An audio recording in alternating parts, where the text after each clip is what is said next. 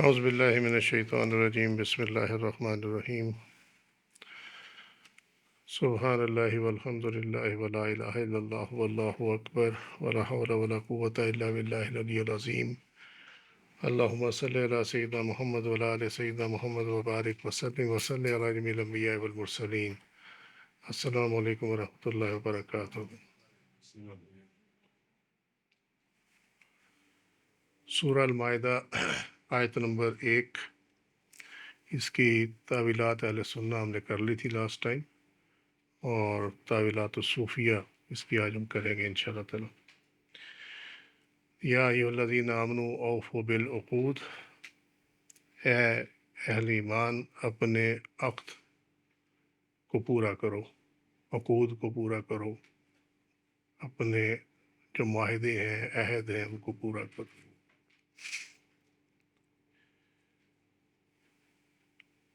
اس کی تعویلات صوفیہ میں یہ ہے کہ اس حصے میں اشارہ یہ ہے کہ اسم اللہ سنا گیا جو کہ اس میں ذات الوہیہ ہے۔ یہ ہم پہلے بھی ڈسکس کر چکے ہیں اس کو، اور الوہیت اللہ الہ، اللہ الہ، ٹھیک ہے۔ سو اس الہ کی نسبت سے اس کو اسم ذات الوہیہ کہا جاتا ہے، ٹھیک ہے، جو اس کی ذات کے لیے ہیبت، عظمت، فنا اور غیبت کو واجب کرتا ہے، ٹھیک ہے۔ اچھا، یہاں تھوڑی سی کنفیوژن ہوگی کہ ہیبت، عظمت تو سمجھ آتی ہے، غائب ہونا بھی سمجھ آتی ہے، ٹھیک ہے، مگر یہ فنا کیا ہے؟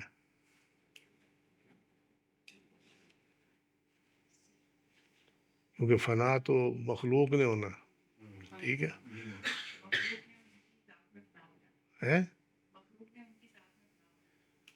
یس، یہ ایک ڈائمنشن ہے اس کی، ٹھیک ہے، بالکل ٹھیک ہے، لیکن فنا اگر کوئی کر سکتا ہے تو وہ یہی کر سکتا، ٹھیک ہے۔ ایک ڈائمنشن یہ ہے، دوسری ڈائمنشن یہ ہے کہ اسی کی ذات میں فنا ہونا جو ہے وہ جائز ہے۔ عبادت اس کی، کیوں یہ الہ ہے نا، عبادت ہے، تو عبادت جب اس کی اس طرح کی جائے کہ اسی کی ذات میں فنا ہو جائے، ٹھیک ہے، تو اس کی ذات میں فنا ہونے کو واجب کرتا ہے۔ اور الرحمن الرحیم سنا گیا، یہ صفات رحمت ہیں جو کہ حضوری و دوری اور بقا و قرب کو واجب کرتی ہے، ٹھیک ہے۔ حضوری و دوری یعنی حضور میں نے سامنے حاضر ہونا، اور دور میں نے دور سمجھتے ہی ہو، ٹھیک ہے۔ بقا اور قرب، اب یہ حضوری بھی سمجھ میں آتی ہے، بقا بھی سمجھ میں آتی ہے، قرب بھی سمجھ میں آتی ہے، دوری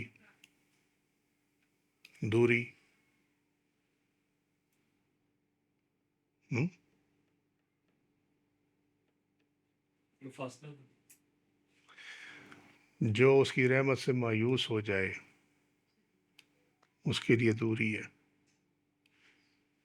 سمجھے۔ بس جس نے اس سے سنا بسم اللہ،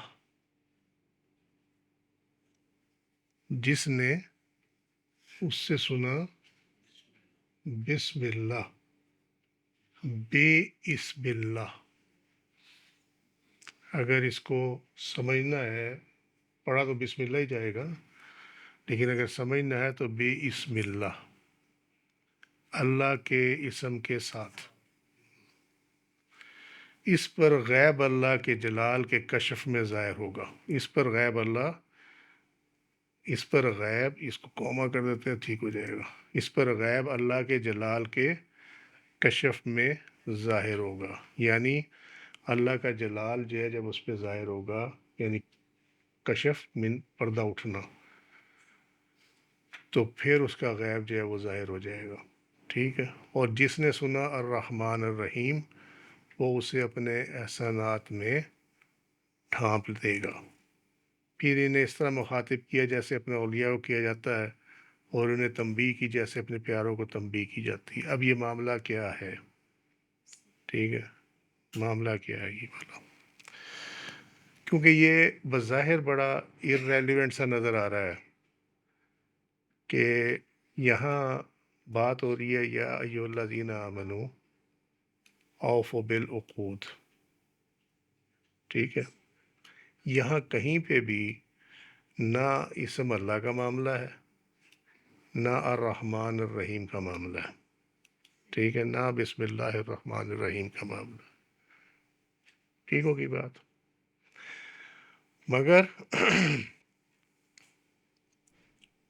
کچھ چیزیں جو ہوتی ہیں وہ، اور یہ جو تعویلات و صوفیہ ہیں، اس کا مقصد یہی ہوتا ہے کہ جو چیزیں بظاہر نظر نہیں آ رہی نا، ان کو ظاہر کیا جائے۔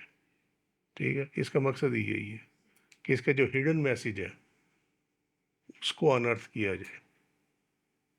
ٹھیک ہوگی بات؟ سو بات یہ ہے کہ جب ایمان لائے تھے تو بسم اللہ کے بغیر نہیں لائے تھے۔ بسم اللہ الرحمن الرحیم۔ ٹھیک ہوگی بات؟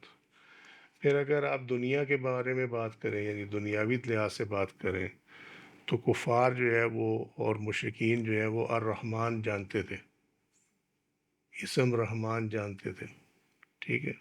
سو بسم اللہ الرحمن الرحیم پڑھ کے ان کو دعوت دی گئی۔ سمجھ گئے بات؟ سو جب بسم اللہ پڑھا گیا تو یہیں پہ اللہ تعالیٰ کی جو الوہیت ہے اس کو ظاہر کر دیا گیا۔ وجہ اس کی یہ ہے کہ بیسک جھگڑا یہ ہے کہ وہ لوگ اللہ کے سوا دوسری چیزوں کی عبادت کرتے ہیں۔ بیسک تو یہ ہے نا کہ اللہ کو چھوڑ کر دوسرے معبود بنائے ہوئے تھے، یہی ہے نا جہاں ہم بچپن سے پڑھتے چلے آ رہے ہیں۔ تو اسی چیز کی نفی جو ہے وہ بسم اللہ میں ہے، اور اسی چیز کی نفی جو ہے وہ کلمے میں ہے، لا الہ۔ Got it? یعنی جو وہ کہتے ہیں نا کہ جو اصل کرکس آف دا میٹر ہے نا اسی کو پہلے پکڑا گیا۔ لا الہ، دیر از نو،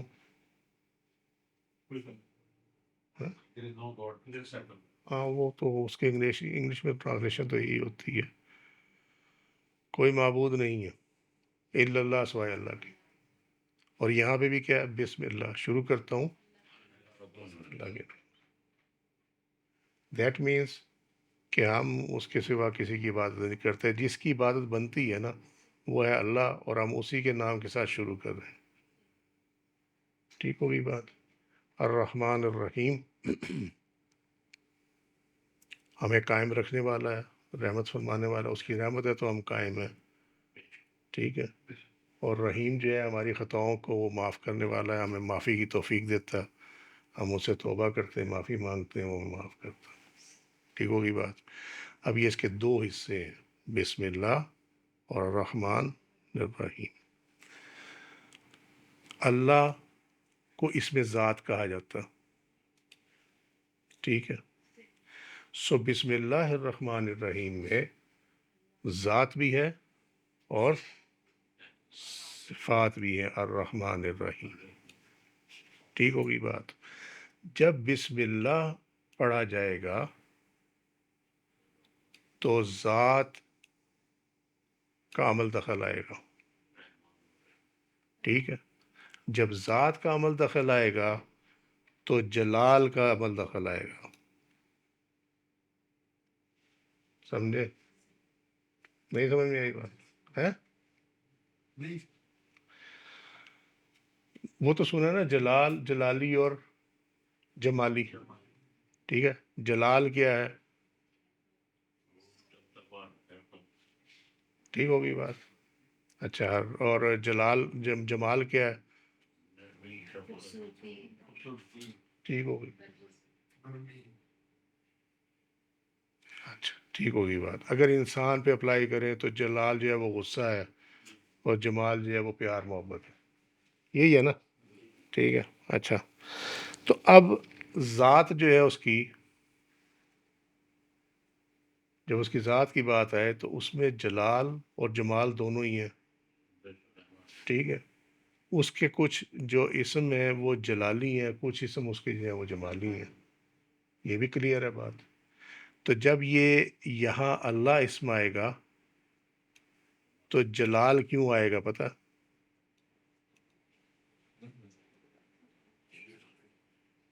وجہ اس کی یہ ہے کہ یہ وہ معاملہ ہے جو اس کے علاوہ کسی اور کے لیے زیبا ہی نہیں ہے،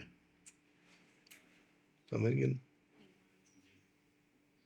یہ وہ چیز ہے جس کو آپ یہ کہہ لیں کہ جس کا تکبر اللہ کے سوا کسی کو جائز نہیں ہے نا، اور کہا گیا لا الہ، ٹھیک ہو گئی بات؟ کہا گیا لا الہ، کوئی اور الہ ہے ہی نہیں ہے، تو جب کوئی اور الہ ہے ہی نہیں ہے اور وہ ہے ہی وہ ہے، تو وہ اس میں پھر یہ ایک جلال ہے ایک اپنا، ٹھیک ہو گئی بات؟ آپ سمجھ میں آ گئی بات؟ گرینڈور جو ہے وہ اس کے علاوہ کسی اور کا ہے ہی نہیں ہے اس کے اندر، سو اس میں ہے جلال، لیکن الرحمن الرحیم یہ اس کی صفات ہیں، وہ بندوں کے لیے، اپنے لوگوں کے لیے، مخلوق کے لیے ہے، اس میں جمال ہے، ٹھیک ہے؟ جب وہ جمال کا معاملہ آئے گا تو پھر وہ احسانات کا معاملہ آئے گا، اللہ تعالیٰ رحمت فرماتا ہے، نرمی فرماتا ہے، شفقت فرماتا ہے، مہربانی فرماتا ہے، کلیئر؟ تو لہٰذا بسم اللہ الرحمن الرحیم میں ذات بھی ہے، صفات بھی ہے، جلال بھی ہے، جمال بھی ہے، ٹھیک ہے؟ اب جب معاملہ آئے گا صرف بسم اللہ کا، تو اس میں آپ اس کو ذرا پڑھ کے دیکھیں بسم اللہ کو۔ ہمارے ہاں کچھ لوگ ہیں وہ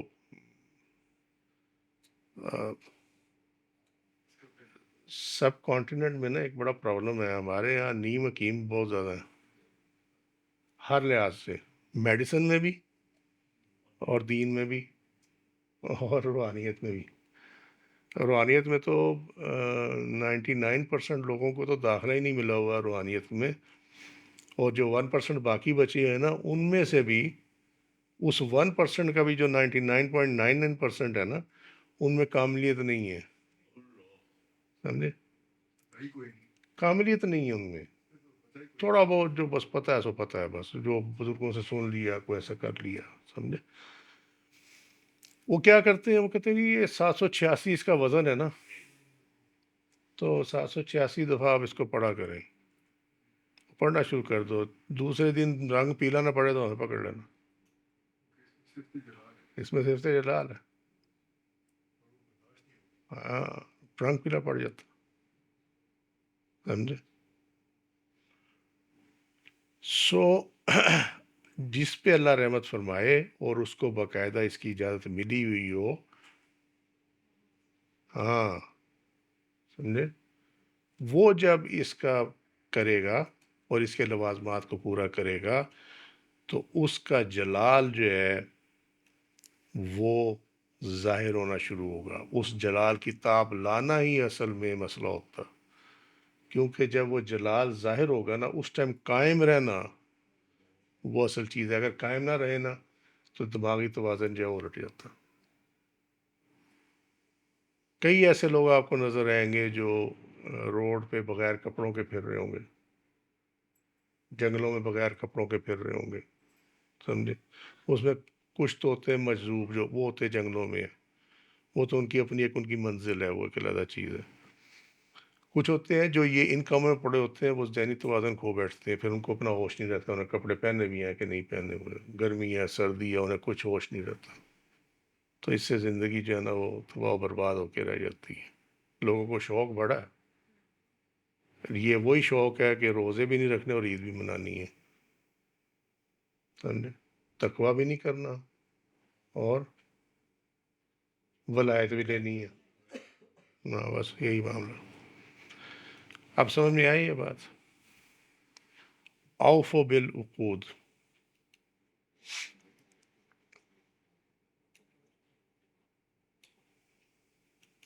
جب یہ تم بسم اللہ کہتے ہو تو پھر اس پہ قائم رہو. اللہ تعالیٰ کی سوا کسی کی عبادت جو ہے وہ جائز نہیں ہے. ٹھیک ہے، کسی کے آگے سجدہ ریزی نہیں ہو سکتی. ٹھیک ہوگی بات. اور الرحمن الرحیم، کہ تم اپنی بقا کے لیے کسی اور کے آگے درخواست گزار نہیں ہو سکتے. یہ بھی عقود میں آ جاتا ہے جب آپ بسم اللہ الرحمن الرحیم پڑھتے ہو یا سنتے ہو. ٹھیک ہے، کسی اور سے توبہ نہیں ہو سکتی، توبہ صرف اللہ سے ہو سکتی. ہاں، آپ انسان سے معافی مانگ سکتا ہے اپنی غلطی کی، یا اس کے حق میں کسی کا حق مار دیا یا کوئی ایسی چیز، وہ مانگ سکتا ہے. مگر توبہ جو ہے، توبہ انسان سے نہیں کر سکتا. توبہ صرف اللہ کے حضور کی جا سکتی ہے، اور اسی کے لیے یہ رحمان ہے، یہ رحیم ہے یہ. ٹھیک ہے، اب سمجھ کے بعد اوفو بالعقود جو ہے وہ یہاں ہے. جب آپ نے یہ سن کے ایمان لے آئے ہیں آپ، اور آپ کی یہ روٹین میں ہے بسم اللہ الرحمن الرحیم، so you have to stand firm on it. آپ اپنے کمٹمنٹ پہ آپ کو فرم رہنا پڑے گا. آپ سمجھ میں آ گیا؟ اب آ گیا نظر کہاں ہے یہ یا الذین آمنوا اوفوا بالعقود میں. پھر فرمایا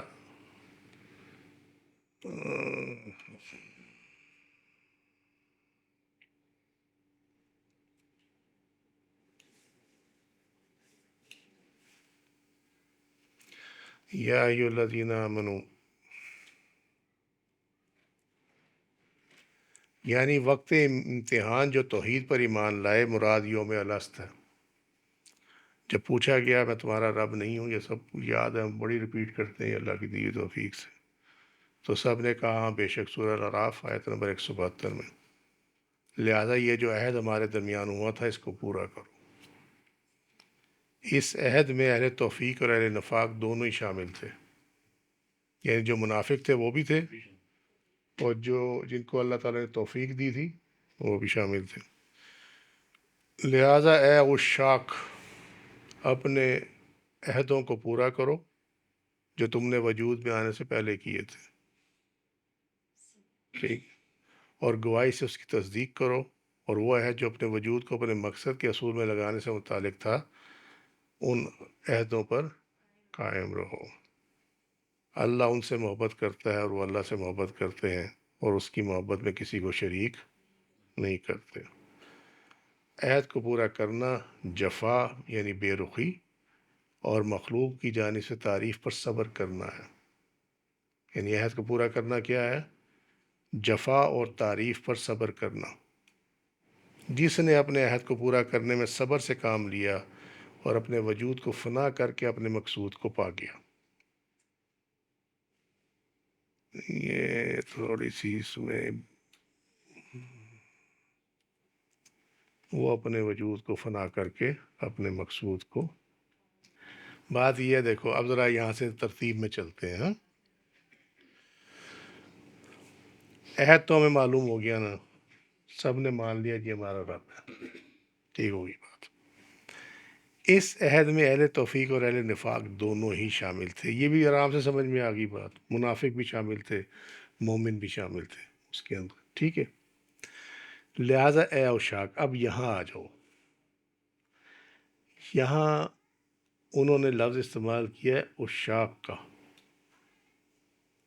یہاں نہ مومن کا لفظ ہے، نہ یہاں مسلم کا لفظ ہے، نہ یہاں اہل توفیق کا لفظ ہے. عشاق کا لفظ. ٹھیک ہے، عاشقوں کا لفظ. اور معاملہ کیا ہے کہ اب یہ خطاب ہے کس سے؟ کہ جو اہل محبت ہیں. ہاں، باقی سب آؤٹ. ٹھیک ہے، کیونکہ ایک تو ہے نا جس میں سارے ہی شامل تھے، وہ تو یہ تھا کہ سب نے رب مان لیا. اب آ گیا جو معاہدہ محبت کا ہے نا تقاضا بھی اسی کا ہی ہوتا، سمجھے؟ مجمع سے گلا نہیں ہوتا، فرد سے گلا ہوتا۔ مجمع سے کیا گلا ہونا، پتہ نہیں کون بیچ میں ہے کون نہیں ہے، دکھاؤ کوئی، بات تو ہے فرض کی، فرض کی، سمجھے؟ سو وجود میں آنے سے پہلے کیے تھے۔ اچھا یہ دیکھ بڑے شاندار لوگ ہیں، بیچ میں سب کھا گئے یہ بیچ میں سے، وجود میں آنے سے پہلے کیے تھے۔ وجود میں آنے سے پہلے کیا مطلب یہ جو جسم میں جب آپ کو بھیجا گیا یہاں پہ، اس میں آنے سے پہلے آپ نے محبت کا وعدہ کیا تھا نا، تو اس وعدے کو پورا کرو اور گواہی کی تصدیق کرو، گواہی سے اس کی تصدیق کرو کہ دنیا میں آ کے اس کی گواہی دو، ٹھیک ہے؟ اور وہ عہد جو اپنے وجود کو اپنے مقصد کے اصول میں لگانے سے متعلق تھا، اپنے عہدوں پر قائم رہو کہ میں اپنے آپ کو تیری ذات میں فنا کر دوں، میں اپنے آپ کو اب تیری محبت میں فنا کر دوں گا، ٹھیک ہے؟ اس کے متعلق اپنا وعدہ پورا کرو۔ ایڈریس عشاق ہے، اہل محبت، ٹھیک ہے؟ اللہ ان سے محبت کرتا ہے اور وہ اللہ سے محبت کرتے ہیں، اور اس محبت میں کسی کو شریک نہیں کرتے۔ یعنی اس محبت میں شریک کون ہو سکتا ہے؟ دو چیزیں شریک ہو سکتی ہیں اس میں، اپنی ذات اور دنیا، اور ان دونوں کے پیچھے جو ہوگا نا وہ شیطان ہوگا، ٹھیک ہے؟ سو یہ کہنا غلط ہے کہ شیطان کی محبت میں گرفتار ہو جائے گا، نہیں، سمجھے؟ جس طرح ہمارے یہاں ایک بہت غلط فکرہ بولا جاتا ہے، اور انتہائی غلط فکرہ بولا جاتا ہے جو کہ عقیدے کے خلاف ہے، وہ کہتے ہیں جی شیطان کو راضی کر رہے ہیں، کہ جی ایک طرف اللہ کو راضی کر رہے ہیں، ایسے ہی کہتے ہیں نا کہ جی ایک طرف جو ہے وہ اللہ کو راضی کرتے ہیں، دوسرے طرف شیطان کو راضی کرتے ہیں۔ شیطان کو کوئی راضی نہیں کرتا۔ اگر کوئی ایسا کام کر بھی رہا ہے جو کہ شیطانی کام ہے، تو اس کے ذہن میں یہ نہیں ہوتا کہ وہ شیطان کو راضی کرنے میں لگا ہوا۔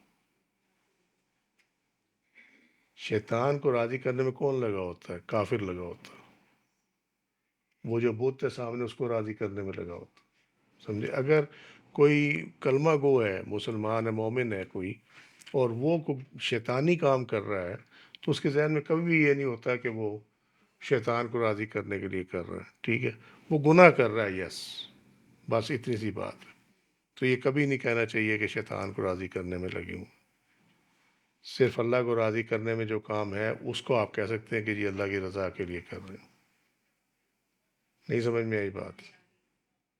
یہ کبھی نہیں کہنا چاہیے، یہ بہت غلط فکرہ ہے، اس سے اوائڈ کرنا چاہیے، سمجھے؟ یہ عقائد بنیادی عقائد کے خلاف ہے یہ۔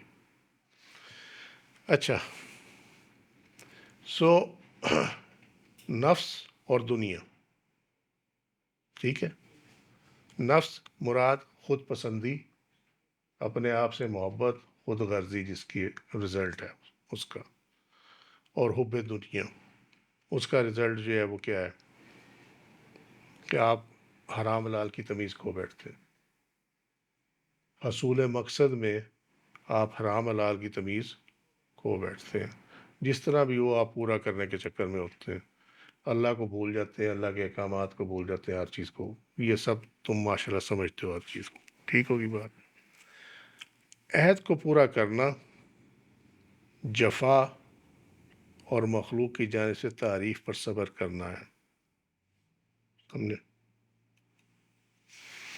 جفا یہاں دو معنوں میں ہے۔ جب آپ اللہ کی راہ پہ چلیں گے نا تو دنیا آپ کے خلاف ہو جائے گی، ٹھیک ہے؟ ایک تو یہ بے رخی ہوگی،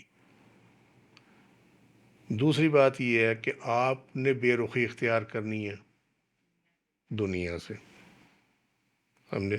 سو یہ بہت ویز ہے. تو وہ بے رخی اختیار کی دنیا اتنی خوبصورت کر دی گئی ہے، سمجھے، کہ اس سے بچنا جو ہے وہ بڑے صبر کا کام ہے. یعنی یہ آپ کو بڑے پیشنس کی ضرورت ہے اس کی خوبصورتی سے، اور اس کے جو کھچاؤ ہے، اس کی گریوٹی سے بچنے کے لیے، اس کی پل، اس کی اٹریکشن سے بچنے کے لیے بڑے صبر کی ضرورت ہے. اور تعریف پر صبر. لوگ آپ کے ہاتھ پاؤں چومنے شروع کر دیں گے، آپ کو خام خواہ کا جو ہے نا، آپ کا سٹیٹس یہاں ہوگا، آپ کو یہاں بٹھا دیں گے اوپر لے جا کے. ٹھیک ہے، ٹھیک ہو گئی بات، ایسے ہی ہوتا ہے نا. تو اس وقت میں اپنے آپ کو، اپنی ذات کی نفی کرنا، اور اس کو حقیقی جو فائل ہے یعنی اللہ سبحانہ و تعالیٰ، اس کی طرف موڑنا معاملے کو، یہی اصل چیز ہوتی ہے. سمجھے؟ اور ٹھیک ہے یا نہیں ٹھیک ہے؟ جو سارے جہان کو سبق پڑھا رہے ہوتے ہیں نا خالص توحید کی، جا کے ان کا حال دیکھو. وہ آگے ہاتھ کرتے ہیں، لو جی ہمارا ہاتھ چومو، جس طرح پوپ نہیں کرتا آگے انگوٹھی اپنی. جو اصل لوگ ہیں، اہل محبت ہیں، وہ اپنے آپ کو بچاتے پھرتے ہیں، یار نہ ہی ان کو نیڑے لگے تو اچھی بات ہے. ہم؟ جس نے اپنے عہد کو پورا کرنے میں صبر سے کام لیا، یعنی ان دو چیزوں پہ بچ گیا، وہ ان دو چیزوں سے بچ گیا. یعنی جفا پہ بھی صبر کیا، اور لوگوں کی تعریف پہ بھی صبر کیا. ٹھیک ہے. اور وہ اپنے آپ کو بھول گیا. یہ تبھی صبر ہوگا جب وہ اپنے وجود کو بھول جائے گا. کہ اور وجود کو بھولنا یہ نہیں ہے مطلب کہ اپنے جسم کو بھول جائے، نہیں. وہ اس چیز کو بھول جائے گا کہ میں کسی چیز پہ قادر ہوں. This is what is meant by وجود کا فنا ہونا، کہ میں کسی چیز پہ قدرت نہیں رکھتا. اگر قدرت کسی کے پاس ہے تو وہ اللہ سبحانہ تعالیٰ. سمجھ گئی؟ میرا کام جو ہے وہ صرف اس کے حکم کو پورا کرنا، اور اس کے لیے توفیق مانگنا. مجھے کہا گیا کہ توفیق مانگتا رہے اللہ سے. سمجھے؟ سمجھ میں آ گئی بات؟ یہ ہے وجود کا فنا ہونا. اور اس کا جو دوسرا پارٹ ہے وجود کے فنا ہونے کا، وہ یہ ہے کہ اپنی خواہشات کو، اپنی مرضی کو ختم کر دینا. یہ دیکھنا نا، انسان مرتا مر جاتا ہے، اپنی مرضی کو ختم نہیں کر پاتا.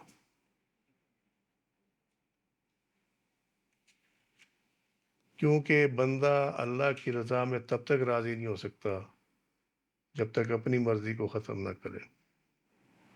واصف علی واصف صاحب کی بات ٹھیک ہے کہ اللہ کی مرضی اور بندے کی مرضی کا درمیانی فرق غم کہلاتا. ٹھیک ہو گئی بات؟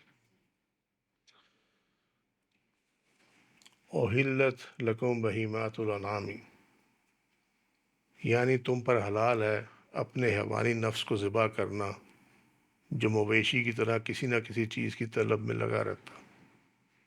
یہ تو سمجھ میں آ گئی نا بات ہو؟ یا یہ بھی نہیں سمجھ میں آئی؟ یا صرف فرینکلن نہیں سمجھ میں آتا؟ بینجمن فرینکلن کی ہے نا تصویر ڈالر پہ. اچھا. الا ما یتلی علیکم غیر محل الصید وانتم حرم، یعنی سوائے اس نفس مطمئنہ کے جس کے متعلق فرمایا گیا ارجعی الی ربک، اپنے رب کی طرف لوٹ جا، کیونکہ مطمئن نفس دنیا و ما فیہا سے بیگانہ ہوتا. یہ حرم میں مہمان کی طرح ہے، اور تم کعبۃ الوصال کی جانب توجہ کرنے کے باعث حالت احرام میں ہو. اور یہ احرام شوق ہے، اور شوق جمال کے ظاہر ہونے کا ہے. اور شوق ٹھہر جائیے یار، اور شوق جمال کے ظاہر کا ہونے کا ہے.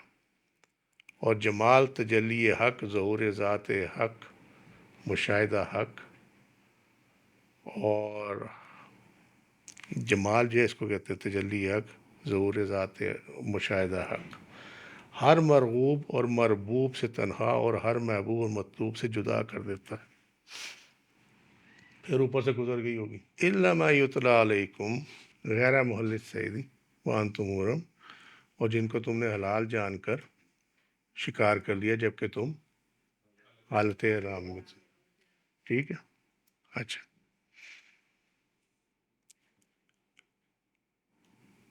سوائے نفس مطمئنہ کے، یعنی اس کو تم ذبح نہیں کر سکتے، نفس مطمئنہ کو۔ حیوانی نفس کو ذبح کرنا تم پر حلال ہے۔ وَأَنْتُمْ حُرُم، جبکہ تم حالت احرام میں ہو۔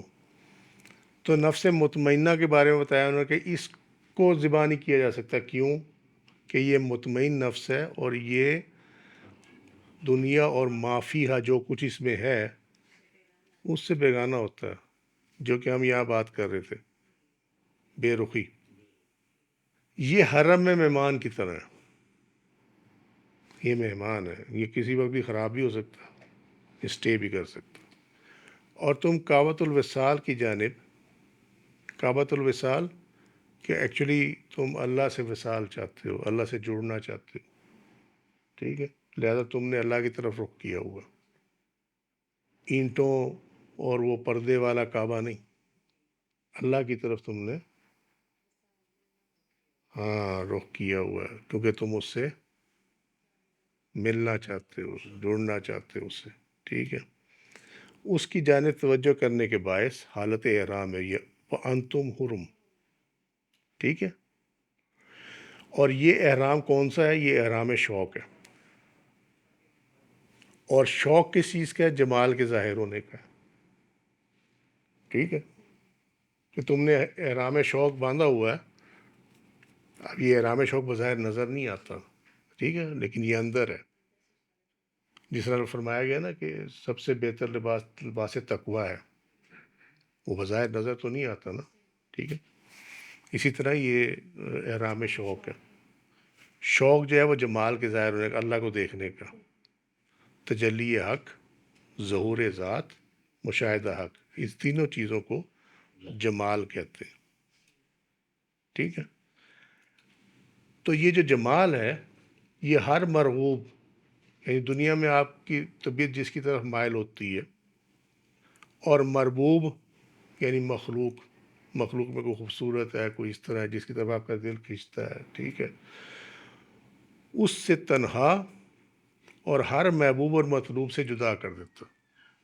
یعنی دنیا میں آپ کو جو بھی محبوب ہے، جس کو بھی آپ چاہتے ہیں، جس کی بھی آپ طلب رکھتے ہیں، ٹھیک ہے، جمال جو ہے آپ کو سب سے جدا کر دیتا ہے، کیونکہ جو چیز ہے نا، تجلی حق، ظہور ذات، مشاہدہ حق، یہ آپ کو کہیں کا رہنے نہیں دیتی، ٹھیک ہے، اسی لیے مجذوب کو ہوش نہیں ہوتی۔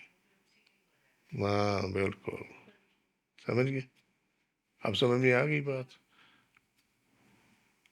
آج کے؟ چلو اس کو، ان اللہ یحکم، بے شک اللہ تعالیٰ جو چاہتا ہے حکم فرماتا ہے، جیسے نفس کے ذبح کرنے کا حکم جب نفس حیوانی صفت سے متصف ہو، جب حیوان بنا ہو بالکل، اور پرلے درجے کے حیوانات کی چراگاہ میں چڑھتا ہو، یعنی کٹر دنیا دار ہو۔ پھر نفس کو ذبح کرنے سے روکنے کا حکم جب نفس اپنے رب کی طرف رجوع کر لے، جیسے اوپر ہم نے نفس مطمئنہ دیکھا، ٹھیک ہے، یہ دیکھو، یہ نفس مطمئنہ ہی والا، اچھا، اور حق کے ساتھ مطمئن ہو جائے، نفس مطمئنہ جو ہے، ما یرید، اور اللہ تعالیٰ جس کو چاہتا ہے صفات علویہ سے متصف فرماتا ہے، جس کو چاہتا ہے بلند اور اعلیٰ صفات عطا فرماتا ہے، ٹھیک ہے۔ تو یہ پہلی جو آیت ہے اس کی یہ مکمل ہو گئی۔ آج کے لیے اتنا ہی، وما علینا الا البلاغ واللہ رسول عالم بالصواب۔ سبحانک اللہم وبحمدک، اشہد ان لا الہ الا انت، استغفرک واتوب الیک، من ظلمت نفسی فاغفر لی فإنہ لا یغفر الذنوب الا انت، سبحان ربک رب العزۃ عما یصفون، وسلام علی المرسلین والحمد للہ رب العالمین۔ السلام علیکم ورحمۃ اللہ وبرکاتہ۔